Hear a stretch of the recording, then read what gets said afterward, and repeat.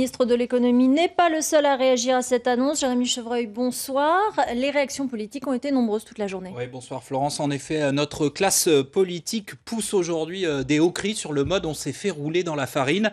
Et pourtant, est-ce vraiment une surprise de découvrir que les grandes entreprises signent parfois des accords sans vraiment les respecter? Le premier à réagir, vous l'avez dit, ce fut le ministre de l'économie Bruno Le Maire qui, dans un communiqué, prend acte de la décision du groupe américain et regrette vivement cette situation.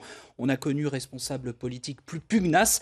Prendre acte et regretter la situation, c'est en quelque sorte assumer qu'on ne fera rien ou pas grand-chose. Au niveau local, des élus LR du territoire de Belfort, Damien Meslot, Yann Boucard, Florian Bouquet et Cédric Perrin en appellent au président de la République et au gouvernement, faisant semblant de croire que le pouvoir politique a encore quelques moyens de pression sur le pouvoir économique illusoire. Bref, une naïveté toute relative et beaucoup d'hypocrisie, surtout quand on se souvient que les mêmes élus locaux, en septembre 2015, regardez ce qu'ils disaient, Florence, on a retrouvé ce communiqué, ils rappelaient qu'ils avaient soutenu le rachat d'Alstom par General Electric dès le début et que cela constitue une très bonne nouvelle pour Belfort et le territoire, synonyme d'avenir.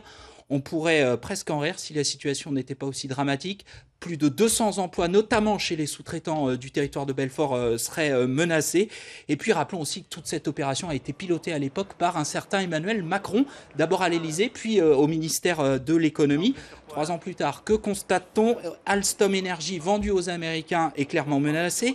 Alstom Transport, de son côté, vient de passer sous contrôle des Allemands avec Siemens, un fleuron de l'industrie française, donc dans des secteurs stratégiques dépecés sciemment. Nos politiques font aujourd'hui semblant de le découvrir. Ils ont pourtant été complices de cela, au moins par leur passivité.